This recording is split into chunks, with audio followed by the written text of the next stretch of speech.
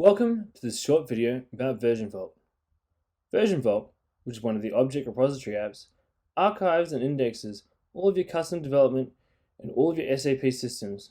It also continuously monitors these systems for ongoing changes. Valuable information is stored and then used to create an intuitive hierarchy of each of your SAP systems. This allows for easy navigation of content, detail, and history. So let's take a look at Version Vault.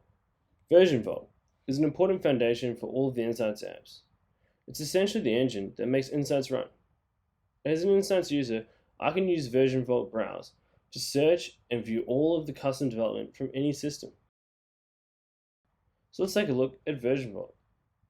You can search by system, by type, and also by name. And so based on our search criteria, Version Vault has pulled up a number of key things about this object.